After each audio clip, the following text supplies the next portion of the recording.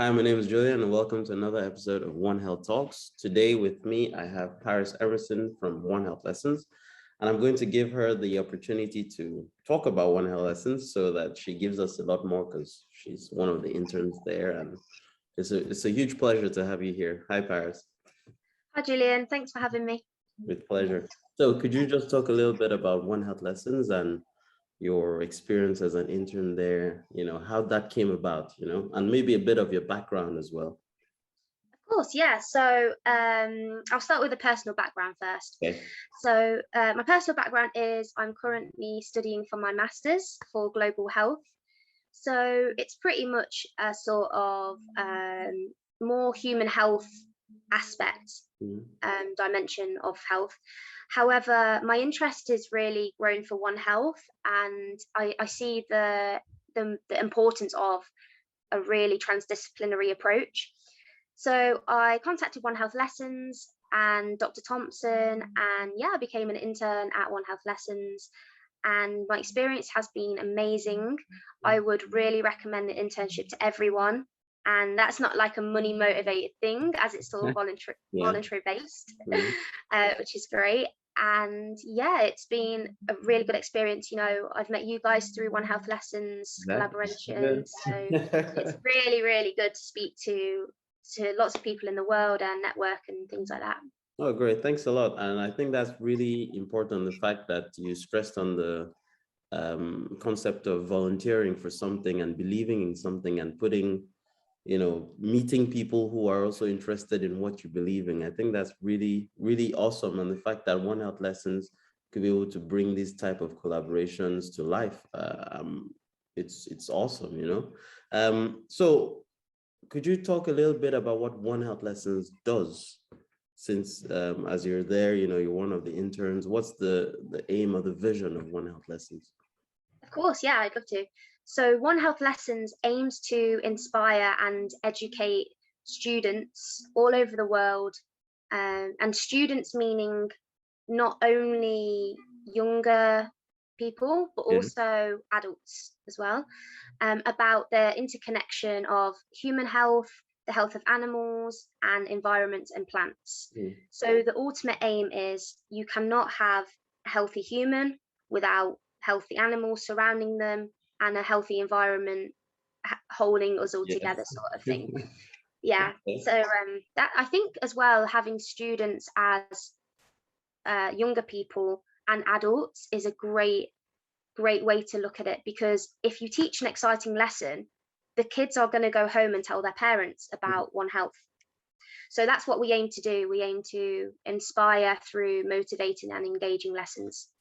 That's awesome, because I think it's, in that way, everything is still connected. And I think you guys reach down to understand the connection from the younger generation and how they can actually impact the lives of their parents at home. And that could create a chain reaction into ensuring that they learn more and they produce or they what's the word, I'll edit all this up, but they they are more pushed to doing a lot more for the animal health, the plant health, and environment. So I think it's really awesome. And incidentally, for us at Interest, for us, the One Health talks that we're doing right now is to create awareness on One Health and the importance of that in the management of complex health problems and also in research and in education. So just what would be your own definition of One Health? Oh, if my professor's watching this now, he would not be happy that I was not like this. No, but how you see One Health. Yeah, the way I see One Health is really, I'm going to define it in one word, and that's teamwork. Okay. I think One Health is teamwork, and that's any person can actually contribute to One Health without realizing they even are doing so. And yeah, that would be my definition, I think, just teamwork. Okay. No, it's interesting because you base your definition on competencies, and that's also my strong suit on One Health. I really feel that the word One Health, it's a lot of people see it now as a philosophy, as an approach, a way of life, a concept, but underlying all of that, to be able to achieve, to become a One Health professional, I think it boils down to the competences that you can develop, or the things that you can acquire to be able to work in interdiscipline, how do I say that? To work in a group, to work in a team, to work with different people, and to integrate different knowledge bases to create something new. But to do that, you need to have these competencies. You need to be able to work as a team, communicate effectively, have a systemic way of thinking and all that. So for me, I think I am 100%, how do I say, I agree, I 100% agree with you. Agree with me. Sorry, my French is saying, je suis d'accord avec toi. You know, so I agree with you, because it's true, you need these competencies. You need to be able to work as a team, to be able to create these new innovative solutions to the complex health problems that we have today.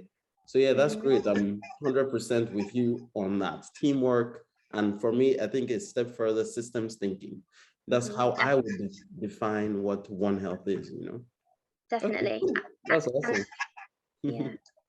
And so, yes. a few people have actually reached out to me and have asked about the organization One Health Lessons, and have actually concerns that they do not fit into the One Health world. Yeah. And these people are, so they're psychologists or they're teachers. Their backgrounds are not really human health or animal health or environmental health. However, this is the great thing about One Health, and I think that you'd fully agree with me from your last response, that it's the way that people think, and someone from a psychological background or an educational background will think in a different way to a vet, to a doctor. So having all of these different backgrounds and these professionals involved is amazing, I think, personally, because everyone will think in a different way, and therefore the best solution will be achieved. That makes sense. No, I totally agree with you. And then another, well, when I started to get a bit more of a grasp on this area of systems thinking, it helped me to understand that, yes, it's true that having a lot more people with different perspectives really helps to see the bigger picture. And then in that way, you can maybe find the origin of something. But at the same time, it becomes extremely challenging, because they now have the different professional jargon. They have the ways that they say things. So it's to create a team that has a general adaptative mechanism, so to speak, in the way that they can find a way to acquire a shared understanding of what the problem is. But to do that, they need those competencies to actually say, okay, let me listen and actually be interested in what this discipline has to offer for me, you know? And then that's where we can enter a little bit into interdisciplinarity and how it's important for them to know a bit more about other disciplines. And I think that's where the problem is, you know, the psychologists, educators, and vets really hold One Health, as of what I've been seeing, as, yes, One Health started from the veterinary practice and everything, and we're promoting this element, and then it just keeps on creating this divide. And I think that's where the problem is. Still boils down to the human element of it and the ego, you know, in being able to work together. So I think for me, as you said, we're still on the right track. One Health is working together, but to work together, you have to look at the human element of it, you know, and that spans around the social and cultural, ethical values, the traditions. All these things come into play. And I think that's what makes One Health so rich, but also extremely challenging at the same time, which makes it interesting to study, you know? Yes, yeah. Okay, that's great. So what would you find most rewarding about teaching with, or the interning at internship at the One Health Lessons? Oh, okay. This is a hard one, because there has been a lot of really great things that have happened during this internship. I would say that one of the most rewarding things was I taught in like a youth club, like a community hub over the summer, like a summer school. Yeah. And, you know, I went in and with my like A3 paper with my diagrams with animals and humans and the plants, and just to see how 6-year-olds think Mm. about the world is so rewarding. Yeah. And two of the girls came up to me at the end and they said, and they were like, Miss, that was amazing. I'm going to tell my dog how Oh, he can save the world today. oh, And I just thought, oh, that's that's so cute. so nice. Honestly, Um, that's incredible. yeah, And where yeah, was this super exactly? nice. Where was the summer school? Oh, it's in like my local town.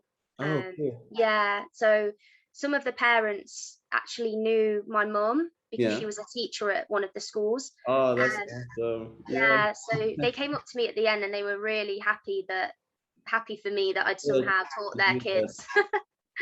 Oh, no, that's incredible. I mean, I haven't really, and I think that's what I really love about the One Health Lessons initiative, to be able to teach to the younger generation. Because honestly, I saw One Health as extremely complex when I got into doing my master's and now doing my PhD in it.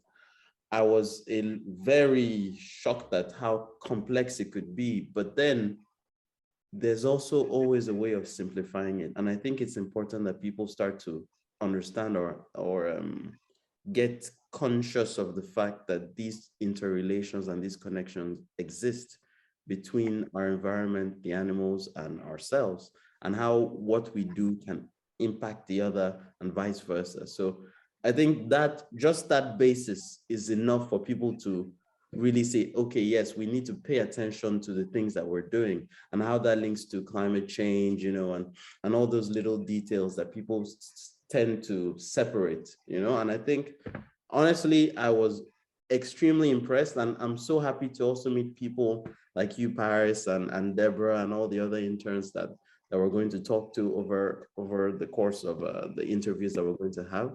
People who really want to push One Health out there. So thanks a lot for that, honestly. No worries. Anyway, so we've come to the end of our interview, and it was a huge pleasure having you here. So to anyone out there, visit One Health Lessons on Instagram, on Twitter, on Facebook, on YouTube. They have amazing talks with different people on YouTube where they interview a lot of professionals that are from different disciplines as well, therefore highlighting the need of interdisciplinarity. So I think that's really awesome. You should check them out on all these platforms. I'll make sure that they all pop up on the screen so everyone can see them and can follow them as well.